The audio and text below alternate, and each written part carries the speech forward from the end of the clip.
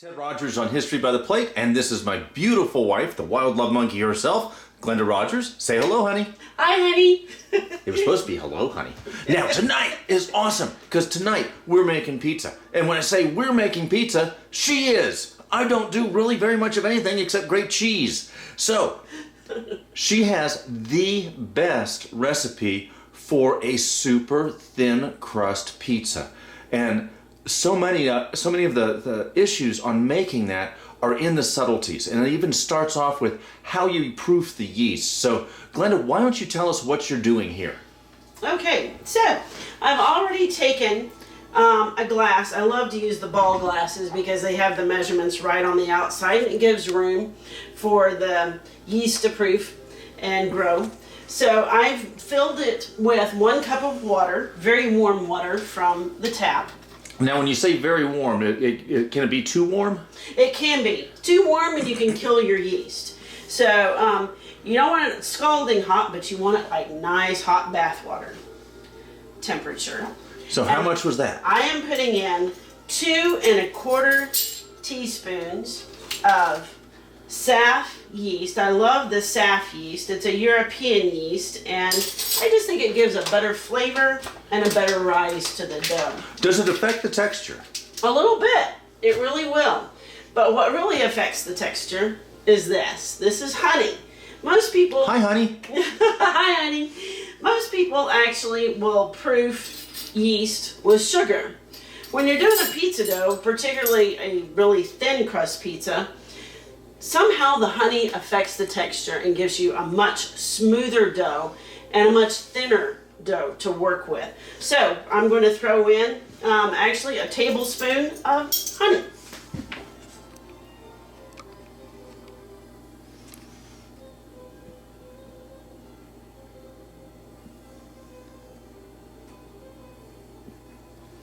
Then we'll mix that in, and we're going to let that proof for just a few minutes. Okay, how do you know when it's ready? It'll start to get a head on the top, like a good, nice beer. Excellent. So, check back out. So now you can see, I'm going to bring it up to the camera here, our proofing yeast now has a nice little head on it like a beer. So then we know this is good yeast and ready to go, and it will help our pizza to rise like it should. The other thing that we're going to do here, I've already pre-measured things a bit just to save some time. I've got some all-purpose flour from King Arthur Flour. I highly recommend using a good premium flour whenever you're making pizza. It just does so much for the flavor. But I'm not a pizza thrower. I cannot toss those pizza in the air to save anything. I'm a regular cook just like you. So, with that in mind, I am going to cut it with the double-aught pizza flour. I think good pizza throwers probably use all double-aught. I couldn't do that. I would end up with shredded pizza dough everywhere. Now let me ask you, what is double-aught? What does that mean? Double-aught pizza flour is actually a super fine grind of European flour. And it makes for a really smooth dough that's very, very easy to work with. You can really stretch it thin. But if you use just totally double-aught, it's going to stretch so thin you can break it very easily. So let me ask you this question then. The European style flour, that uses a slightly different grain that hasn't been as hybridized as what we typically get here in the States, correct? Exactly, exactly. Our flour has been hybridized so much that it doesn't even resemble what we used to eat 30 years ago. But it makes for a nice consistency to the pizza, though, when we mix the two together. Okay, now what I'm looking at, too, is behind that major mixing bowl, there's a glass of wine. What's the purpose of that? You have to keep the cook happy. That's important. A happy cook means a happy meal. Happy wifey, happy lifey. That's right. So, now then, here's what we're going to do. This is the King Arthur flour. I am doing basically 2/3. So I'm doing 2 cups of all-purpose flour, and then I'm doing 1 cup of the double-aught flour. That makes for a really good dough. So then, first thing I'm going to do is I'm going to put it here on my stand mixer. with the paddle. And we're going to mix those two doughs together. Now, why didn't you start off with the hook? Well, that's going to be for kneading, and that'll be for later. Right now, we're just trying to get everything mixed together. So I'm going to turn this on. And just make sure that the two flours are mixed together nicely. Okay, so you don't want to start off with one layer of one type of flour, and okay. No, want all the flours nicely mixed together. So that's a dry mix. There's nothing in there. There's nothing else in there right now. I'm going to turn that off. I'm also going to add a little bit of salt. Now, I found the salt, and I really love sea salt. It has a much better flavor, and it's a little easier to control when you're in the cooking process. So I'm just going to add, that's probably about a teaspoon of salt to the mixture, just to give the dough a nice flavor. Okay, now look at your yeast. You've got, that's really active. That's really very active. That's good yeast. Now, when you proof that with sugar, is it as active or is it less active? Less active with sugar. Okay. I think it does a good job. So now. Well, thank you. So now we've got the dry ingredients. I'm here all week, folks. Remember, tip your waitress. So now I'm going to start adding the wet ingredients. We're going to do the yeast first. Remember, that is 1 cup of warm water mixed with the yeast and honey. Okay, so you can tell by the sound it's already starting to get kind of crumbly. Next, I'm going to stop that a sec, and I'm going to grab this. This is 1/4 cup of extra virgin olive oil. now you use extra virgin. Does it matter if you use just vegetable oil or regular olive oil? No. You really want olive oil. It just makes for a much better flavor.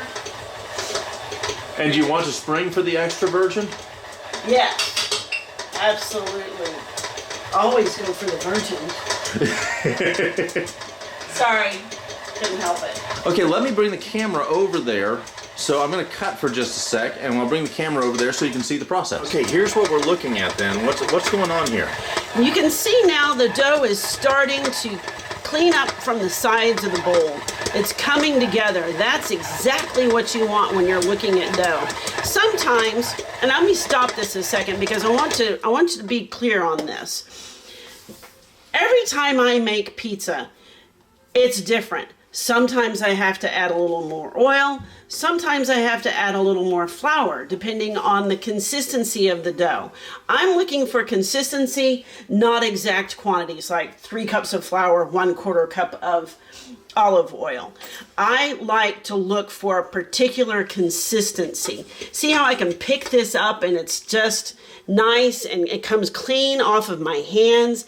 That's a good consistency of dough.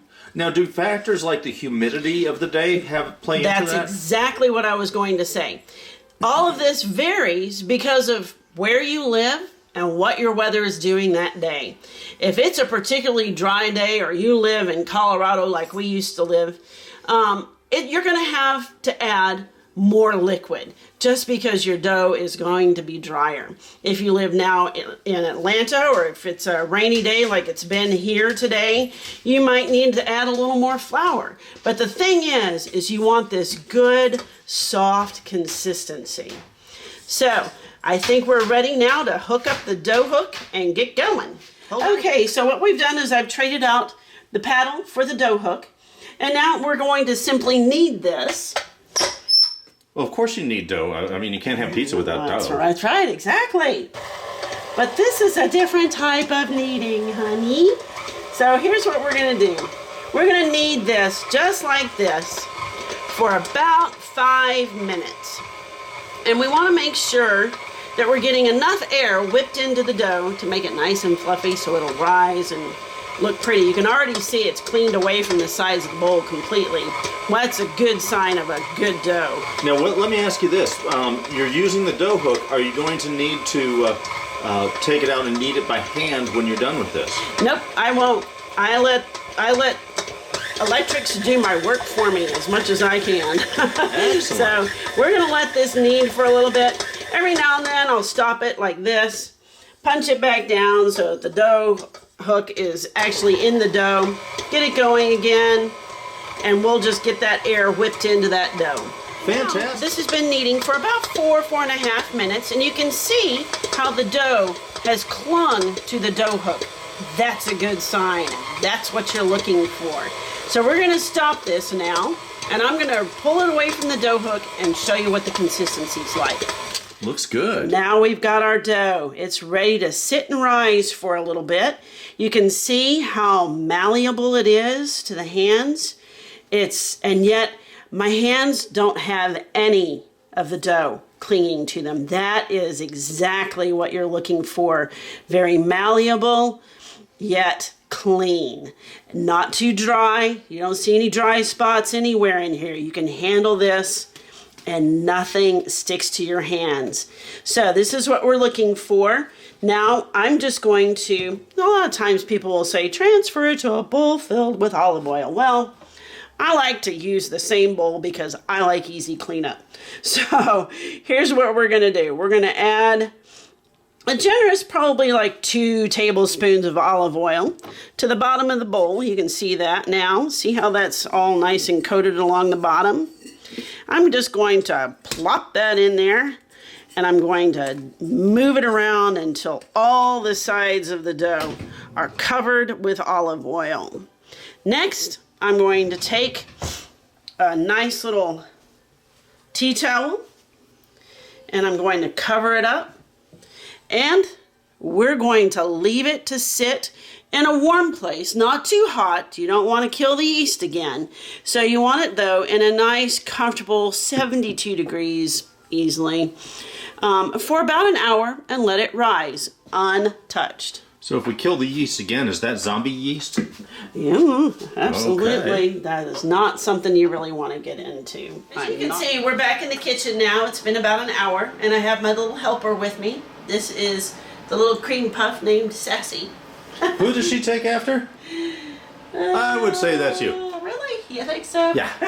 Okay, what do we have here? Are you saying I'm a dog? No, I'm saying you're sassy. Oh, okay. So, we are back in the kitchen. The dough, as you can see, has risen for about an hour now.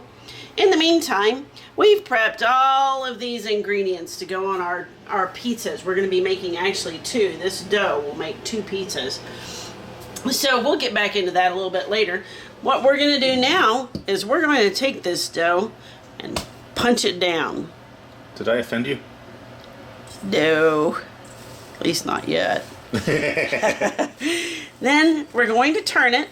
Do you add any more olive oil, or do you just Nope. leave it like that? Just like that. We're going to leave it just like that.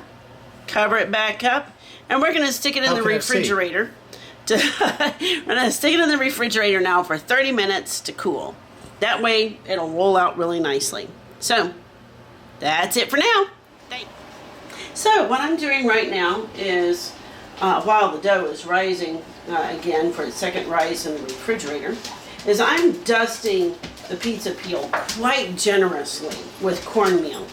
The key to being able to transfer the pizza from the pizza peel, that's all dressed with all the ingredients, onto the pizza stone in the oven, is having it come away from the pizza peel really easily. So I always Is speed a matter, of importance there? Yeah, speed will be important. You'll see that in a little bit.